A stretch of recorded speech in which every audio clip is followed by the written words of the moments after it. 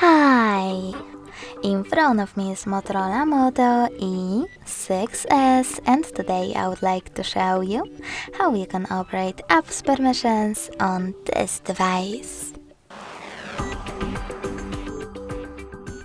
First of all, go into Settings. Now you need to choose Apps and Notifications. Click on Advanced over here and scroll down. After that, select App Permissions. Now click on one of your features that you wish to manage. I will go with Location. And tap on the switcher next to chosen app to allow or deny location access.